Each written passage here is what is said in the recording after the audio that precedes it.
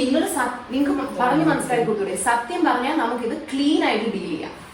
അല്ലെങ്കിൽ ഇപ്പൊ ഞാൻ ഈ ചോദിക്കുന്നത് പോലെ പോലീസായിരിക്കും വന്ന് ചോദിക്കുന്നത്. വല്ല ആവശ്യമുണ്ടോ അതിന്റെയൊക്കെ? നമുക്ക് ആഗ്രഹമില്ല, എനിക്ക് ഒരിടത്ത് പോകണമെന്നില്ല. കാരണം നമുക്ക് അതിനുള്ള സമയമില്ല, സാവകാശമില്ല. പക്ഷെ ചെയ്തേ പറ്റൂന്ന് വെച്ചാൽ നമുക്ക് വേറെ വഴിയില്ല. കാരണം ഇത് അവള് തമാശക്ക് ചെയ്യുന്ന ബിസിനസ് അല്ല, ഇത് അവളുടെ ജീവിതത്തിന്റെ ജോലിയാണ്. പറ, എപ്പോഴാണ് ഇത് ആദ്യമായിട്ട് ചെയ്തത്? എത്ര നാൾ മുമ്പാണ് ആദ്യമായിട്ട് ചെയ്തത്?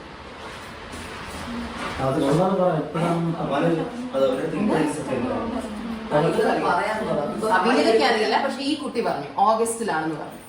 ഓഗസ്റ്റിലാണ് ആദ്യമായിട്ട് ചെയ്തത്. അപ്പൊ അത് കറക്റ്റ് ആയിട്ട് വർക്ക്ഔട്ട് ആയപ്പോ നിങ്ങൾ വിചാരിച്ചാണ് എന്തായാലും ഇത്ര ഇൻകം വരുമല്ലേ, സൈഡിൽ കൂടി എടുക്കാന്ന് വിചാരിച്ചാണ് അല്ലെ? അപ്പൊ നിങ്ങൾ എന്ത് വിചാരിച്ചു? നിങ്ങളുടെ ഒരു കുറ്റബോധം തോന്നി, കുറ്റബോധം തോന്നിയോ? എന്നിട്ടാണോ ചെയ്തോണ്ടിരുന്നത്? ഇതെപ്പോഴും അവസാനമായിട്ട് നിങ്ങൾ ചെയ്താൽ അതറിയട്ടെ. ഈ പറഞ്ഞു വിടുന്നതിന് എത്ര നാൾ തോന്നിയില്ല. കാര്യം ഇന്നലെ രാവിലെ കൂടെ ബിരുദ എല്ലാം ത്രെഡ് ചെയ്തതേ ഉള്ളൂ. സാലറി ക്രെഡിറ്റ് ആവട്ടെ, ഇവരെ കണ്ടറിയാം. ഇവരറിഞ്ഞിട്ടില്ല, ഇവര് നാറ്റ കേസ് സഹിക്കാൻ വയ്യാതെ ഇവർ നിൽക്കുക. അച്ഛനമ്മമാര് പോലും ഇവർ അറിഞ്ഞിട്ടില്ല. അച്ഛനമ്മയൊക്കെ ഇനി ടിവിയിലും ഫോണിലും പേപ്പറിലും അറിയണ്ടെങ്കിൽ മര്യാദക്ക് ബാങ്ക് സ്റ്റേറ്റ്മെന്റ് തരാൻ പറ്റും. സ്വർണ്ണങ്ങളൊക്കെ ഇട്ടിട്ടില്ലേ എല്ലാം. 5 ലക്ഷം രൂപ കൊടുക്കുന്ന കംപ്ലൈന്റ് ആക്ച്വലി പറയുകയാണെങ്കിൽ ചേച്ചി എന്താണ് ഇങ്ങനെ നമ്മൾ പറയുന്നത്? നമ്മൾ എത്ര ഓർഡർ നന്നായി കൃത്യമായിട്ട് ഓർഡർ കൊടുത്തിട്ടുണ്ട്. അറ്റ്ലീസ്റ്റ് അതിൽ നിന്ന് കുറച്ച് കാശ് നിങ്ങളെങ്കിലും ഉണ്ടാക്കുന്നുള്ള ആ ഒരു നന്ദിയെങ്കിലും കാണിച്ചാൽ ജോലി ചെയ്തുകൂടായിരുന്നു. ഇത് നമുക്ക് പേഴ്സണലി അറിയാവുന്ന എത്ര പേര് അവിടെ ഓഫീസിൽ വന്നിട്ട് നമ്മളെ വിളിച്ച് പറഞ്ഞിട്ടുണ്ടെന്ന് അറിയോ? അവിടെ പോയപ്പോ ആരും ഇല്ലായിരുന്നു, അവിടെ അടച്ചിട്ടേക്കുമായിരുന്നു, സ്റ്റാഫ് ഫോൺ എടുത്തില്ല. ഹൻസിയുടെ ഫ്രണ്ടിന്റെ കൂടെ ഹൻസിക്കയും വിശാലിന്റെ ഫ്രണ്ടിന്റെ കൂടെ വിശാലിയും പോയിരുന്നെങ്കിലില്ലേ ഇവരിത് ചെയ്യില്ലായിരുന്നു. അല്ല, കാരണം ഞാനും അമ്മയും പോയപ്പോ കറക്റ്റ് നിന്റെ സ്കാനർ അവിടെ ഇരിക്കല്ലേ, അതെടുത്ത് സ്കാൻ ചെയ്തു. കാർഡ് വർക്ക് ആവില്ല എന്ന് പറഞ്ഞില്ല, ക്യാഷ് തരണം എന്ന് പറഞ്ഞില്ല.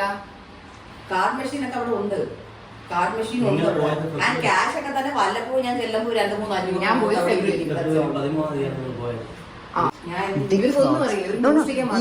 ഇവനൊക്കെ സെറ്റിൽ. ഈ നാട്ടില് ക്രിമിനൽസ് ഫ്രീ ആയിട്ട് നടക്കാൻ പാടില്ല. ക്രിമിനൽസ് ഫ്രീ ആയിട്ട് നടക്കാൻ പാടില്ല. അതുകൊണ്ട് ക്രിമിനൽസിന് ഈ നാട്ടിൽ ഫ്രീ ആയിട്ട് നടക്കാൻ. നിങ്ങൾ ഒരു ചെറിയ തെറ്റല്ല, നിങ്ങൾ ഒരു 10,000 രൂപ ഒരിക്കൽ മോഷ്ടിച്ചെന്നിരിക്കട്ടെ, നിന്നെ കള്ളിന്ന് വിളിക്കാം. ഇവിടെ നിന്ന് പോകുന്നത്. I think we should be calling the police. We should be calling the police. Aadhaar card ഉണ്ടോ കയ്യിൽ? ഇതൊക്കെ എവിടെ കൊണ്ട് പുറത്തിറങ്ങി നടന്ന ആധാർ കാർഡും ID കയ്യിൽ വെക്കത്തില്ലേ? ആ സ്കൂട്ടർ ആരാ ഓടിച്ചു വന്നേ?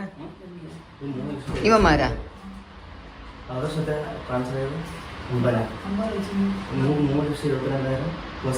പണ്ടേ നിങ്ങൾ ഇങ്ങനെ മോഷണമൊക്കെ ചെയ്യാം. അയ്യോ, അധികം പാവം കളിക്കില്ലേ?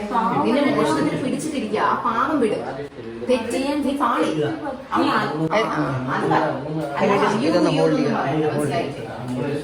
ആക്ച്വലി ഇല്ലപ്പോ ഇതിങ്ങനെ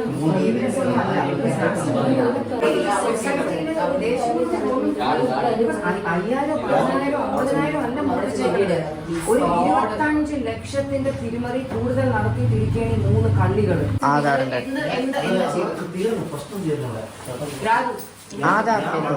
എന്താണ് ചെയ്തത്? സ്കാനർ വേറെ, നിങ്ങളുടെ സ്കാനർ, നിങ്ങളുടെ കോഡ് നിങ്ങൾ സ്കാനറായിട്ട് പ്രിന്റ് ചെയ്ത് കടയിൽ ഫോണില് എന്തെന്നും പറഞ്ഞാൽ കാണിച്ചു കൊടുക്കുന്നത്. അത് വർക്ക് ചെയ്യുന്നില്ലെന്ന് പറഞ്ഞിട്ട് ആൾക്കാർ സ്കാനർ ചോദിക്കുമ്പോൾ അത് ആദ്യം ചെയ്യാൻ ഒരുപാട് പേര് പറഞ്ഞിട്ടുള്ളത് ഇവര് പറയുന്ന സ്കാനർ നോക്കാവുന്നില്ല, ക്യാഷ് ആണ് നമ്മൾ പ്രിഫർ ചെയ്യുന്നത്, അല്ലാന്നുണ്ടെങ്കിൽ ക്യാഷ് ആകുമ്പോൾ അങ്ങനെ എടുക്കുക. അപ്പൊ ആരാണ് അത് ആദ്യം? നിങ്ങളിൽ ഒരാളായിരിക്കുമല്ലോ അത് ആദ്യം പറഞ്ഞത്.